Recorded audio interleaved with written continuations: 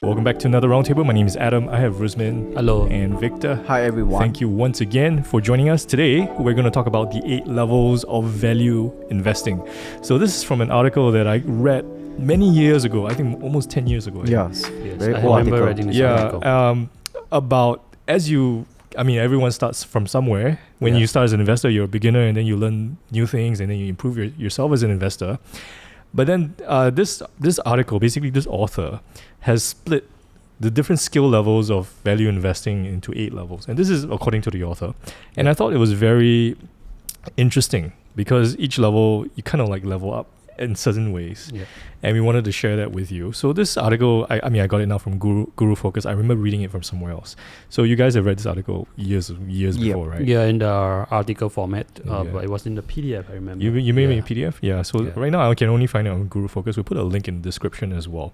So we're going to go through the 8 levels. And I think the takeaway from this is that as you go through the levels, you'll find a level that you're most comfortable at. Yeah. And you can make money at any level of value investing. All right. Yeah. I mean, you don't have to go all the way to level 8. All right. So I think it's a really interesting article and I wanted to share it with you. So why don't we just start with level 1? Yeah. So I think level 1 is what I call the newbie phase. Okay. Right, where you don't know anything about investing. Right. You go to the library or you go to the bookstore, you just pick up any books regarding, the classic books like Intelligent Investor, Common Stock and Common Profit. You pick up any books about Warren Buffett. 1 Hour on Wall Street. 1 Hour on Wall Street, Peter Lynch and all this, right? Then you understand about margin safety, intrinsic value and moat, right? So you come out, you know that, okay, if I buy something that is cheap over a long period of time, I generally will make money. Okay. So this is what I call the newbie phase, right? You go through the classic value investing, you buy things that are cheap, right? But along the way, you buy. Yes, you have some success. I've been through that phase also. But then you also have some not successful investment, right? Okay. Where it becomes like a value trap. Mm-hmm. That's what most value investors will do. So that's basically your level 1. Level 1. Yeah. Okay. So I started that journey also, I think, reading our books. And then, of course, I actually categorize myself as I look at those companies that have low PE, price to earning, right? Because those are the businesses that you don't want to overpay for that. But then along the way, I had that same experience with Victor. Investor in some companies doesn't seem to move, but then it drops actually, right? But they are so cheap. Yep. But then their business, if you look at them, is like sound like meh. Okay.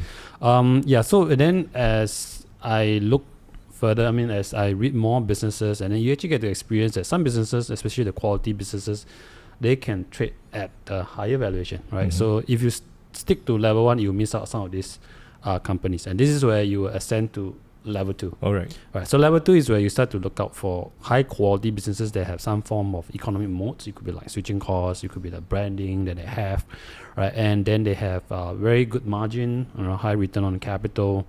And usually this type of company, you have to pay more, right? So, and these are the type of companies where, Warren Buffett always say, it's better to buy good companies at fair value than, average company at great value. So this is the level 2, okay? This is where I think you look at the start to look at the quality aspect. So it's not just about cheap, it's about quality. You start to understand that it's not, you have to buy good companies as well. Yeah, and quantitatively, maybe you can say that in terms of valuation, you pay at 15 times, 20 times, 25 times. It looks crazy to those who are at level 1. Yeah, because you're overpaying for some of these businesses. Yeah, okay. Yeah. So that would be level 2.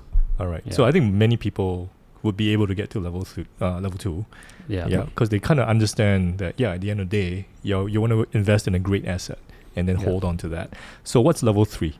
So basically, when you look at level 2, right, it's all about collect financials numbers and quality companies is with the moat. Let's say example, he said switching costs, then after that high ROIC. But what actually produced the moat and the high ROIC, right, is when it comes to level 3, right, you really dig deep into understanding the business model, how they actually make their money, why do they have competitive So advantage. The difference is kind of like level 2, you understand the what. Yeah. But level 3, you kind of understand how that what came about. How they generating Okay. that high return of invested capitals and all this. And you are also drawing like different segments for financial analysis, because some companies, they have multiple segments. You are able to differentiate what is like a possible growth driver that going to push up the revenue.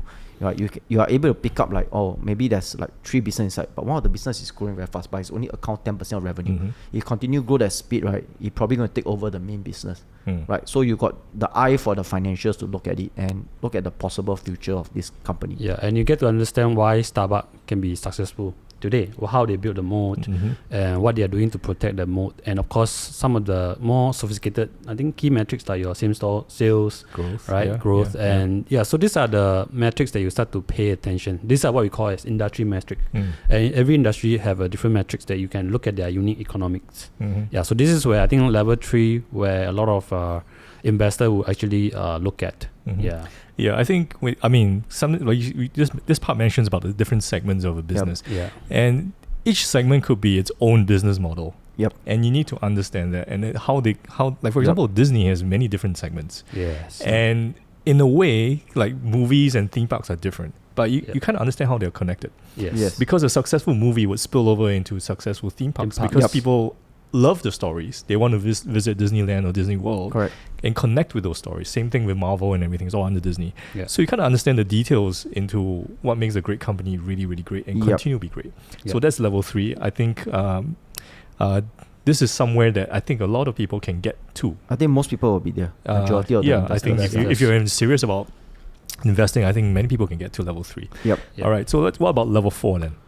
I think level 4 is a lot more sophisticated. I think you can stay at level 3 and then you can do extremely well. Even at level 1, some investors, those classic, cigar butt investors, value investors, where you just focus on the lowest, valuation in terms of PE or PB, they can do well statistically over the long term, right? That's actually what the history has shown, right? And at level 4, I think playing different type of games. I think you're looking beyond the qualitative aspect of the business. In fact, you look at the special situation of the business. Some companies, good company, may get into trouble, but that trouble could be just temporary issue, and special situation allows you to really come in and take advantage of the situation, right? So according to the author, I think this could be like in the form of distressed debt, right? Or special situation strategy like M&A, or it could be like a spin-off or turnaround as well. Stuff like that. So basically, you're actually looking for catalysts that can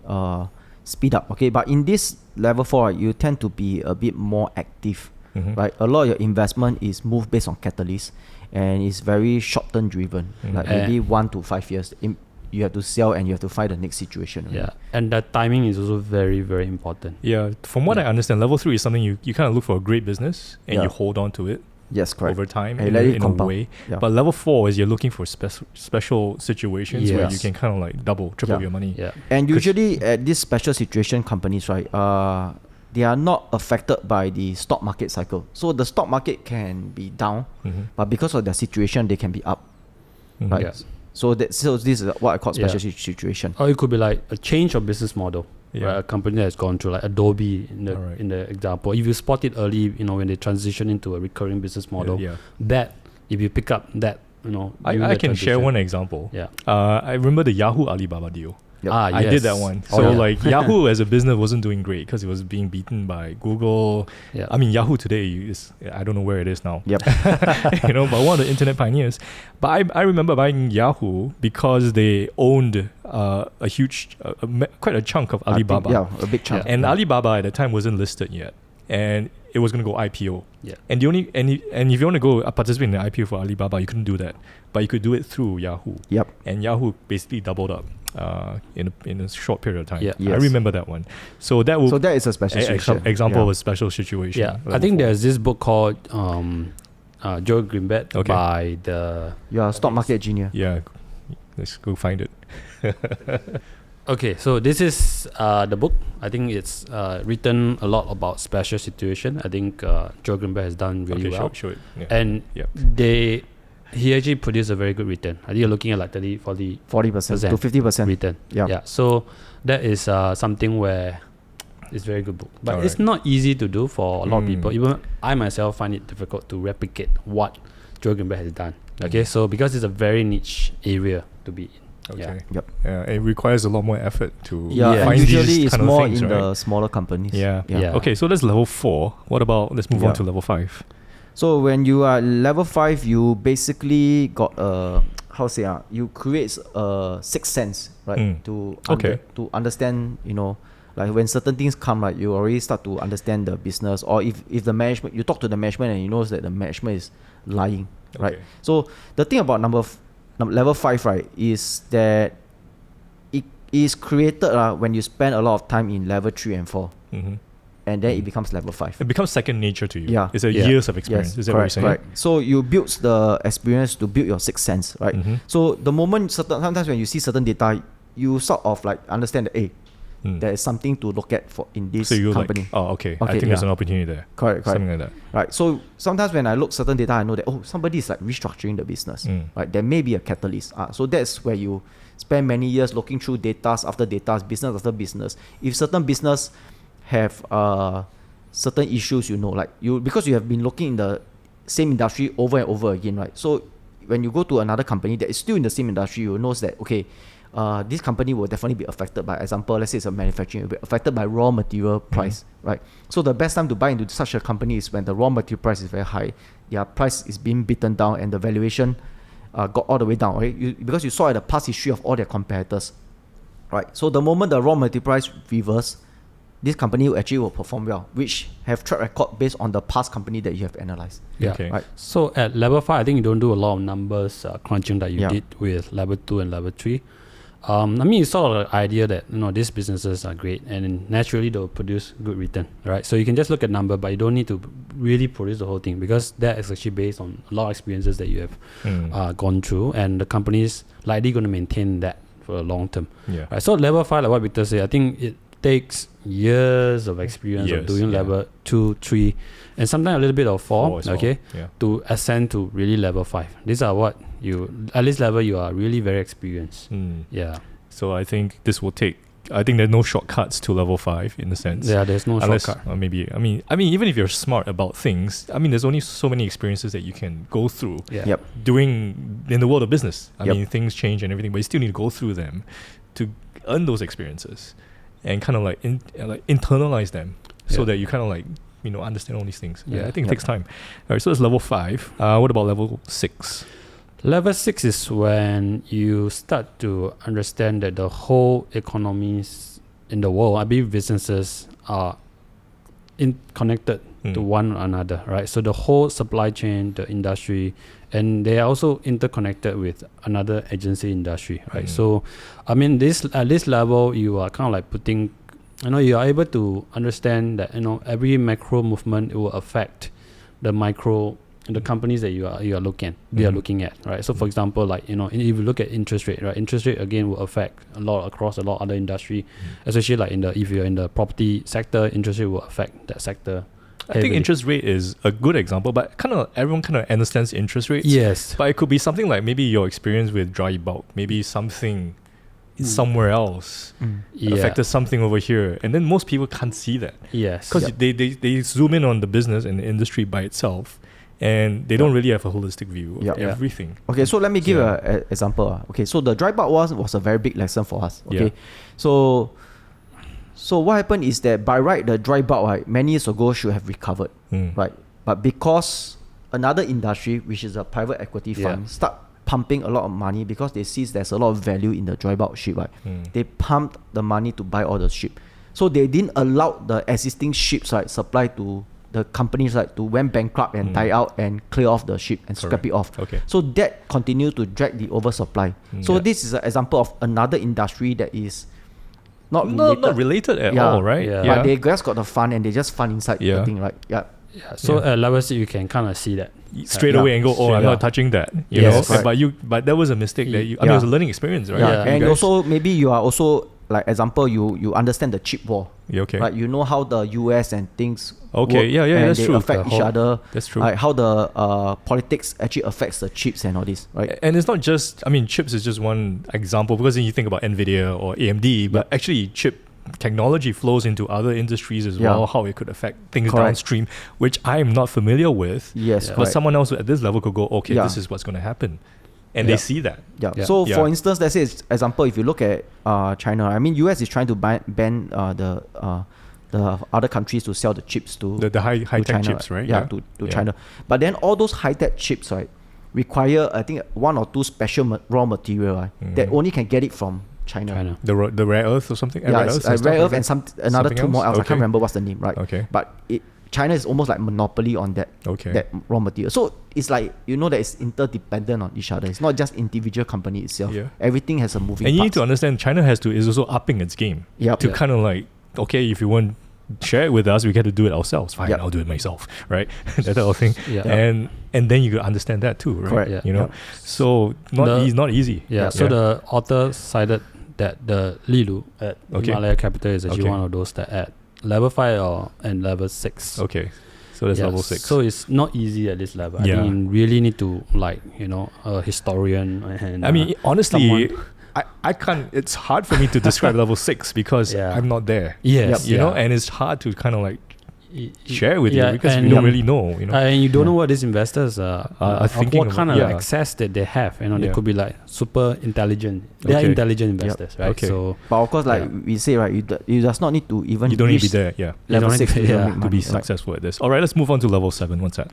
So basically, level 7 is like I would say like you are like a private equity. You build until you can become like a private equity. You have your network. You can link business up to connect with each other, and you also can profit out of that, right? So or you invest in those private business and you bring them to listing. So that I would think that is it's one of the higher level that of investing other than just right below 8 only. Okay. Right? yeah, so you can classify activist investors, like how ICANN is doing, and Big Eggman as well sometimes, and of course private equity side of business where they really bring value to the business and they help to improve it, or they get to people to connect to each other, get the right talent into the business. So they're investing, not just investing, but they have control. They are rolling out their sleeves. Control or they have influence. Influence So for over the instance, how business, ICANN actually went into Illumina to influence the for them to divest the grill, right? Which eventually it influenced it, and the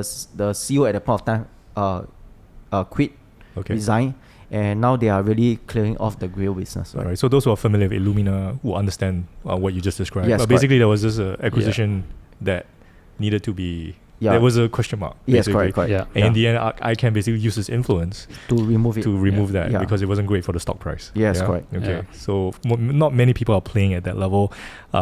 So that's level 7. What is level 8 then? That's where you achieve enlightenment. Ding. Yeah. Nirvana.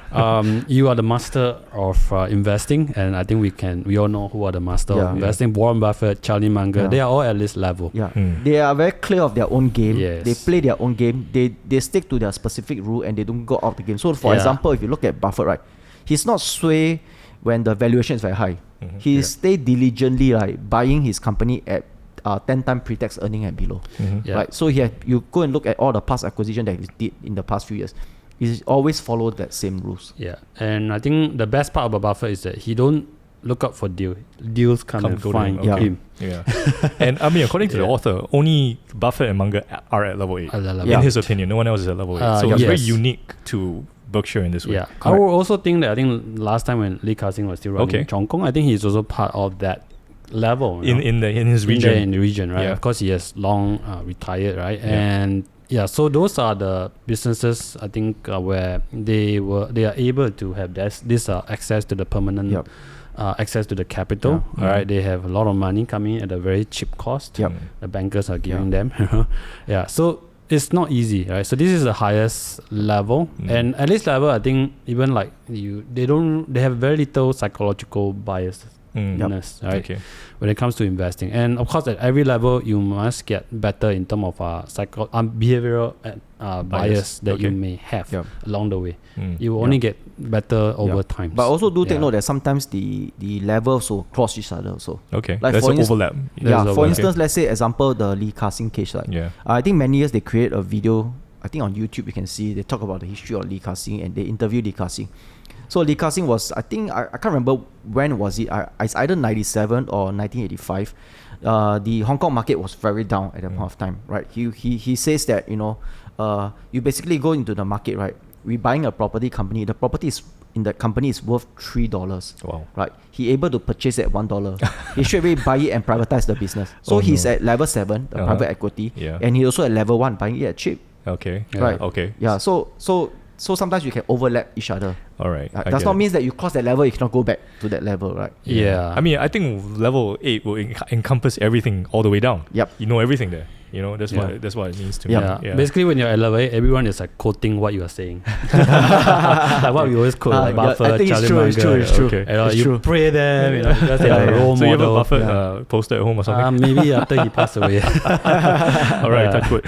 So anyway, the point of all this is to share with you. I think this is I think it's quite, in my opinion, quite a legendary article. Yeah. Been around for a long time. Yeah. But the point that this author wants to make is that you can make money at any level. Yep. You don't Yeah. have to go up to 6, 7, or 8 or anything like that.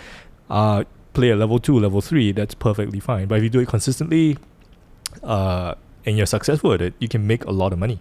Yep. Yeah. So you just have to understand where your level is and where you're happy at. You know, for me, I think I'm at level 3. And I think for many other companies, I'm at level 2. I don't want to go too much into detail to understand things like that. I may just go buy an ETF, for example. But certain companies, I'm at level 3. I can understand everything about it. I've been following them for years. That's my opinion of myself. And I'm happy to stay at level 2, level 3, and I make money that way. What do you guys? What level do you think you guys are at? I'm thinking I'm between 4 and 5. Okay. So probably 4.5. 4.5? Yeah. I think I spend most of the time at level 3, but sometimes you will cross to level 4. I do have some form of special decision investing. And sometimes in certain industry, I'll be at level 5. I mean, that's what I think. But if you ask my wife at what level I am, maybe at level 1, because I recommended some stock and then she lost money. So maybe that was long ago, right? That was long ago, Yeah. So, I mean, that's a joke. Yeah. So actually, your wife made money, right? Anyway, you guys manage your family's portfolio as well. Yeah. You guys are doing very, very well. I mean, you guys, for me, because I'm kind of like, I buy great companies, I hold them. You guys actually look at smaller companies I've never heard of. Yep. And then you bring them, some of you members will know as well. You guys bring up companies that I don't know, and then you go, hey, there's something going on here. Yeah. And then he's like, there's an opportunity to have a look at that. So I prefer to stay actually at level 4 also. If I don't transit to level 5, it's okay to me also. Okay. Yeah. All right. So I think 3 is a sweet spot. For most people. I mean, that's our strength. Yeah. For me, I like it at level 4. Okay. Yeah. So, that because you've had interest in it, and it takes time to find things like that. Yes, But correct. it is fun if you really enjoy it, because when you get it right, it feels great, right? If you're getting wrong, so fulfilling, right? You're feeling. It's like I was right about that. Yeah. So anyway, so these are the 8 levels of value investing. We'll put a link to the article as well. I think it's better if you read it as well, so you kind of understand what we're saying is when we're describing the different levels. Yeah.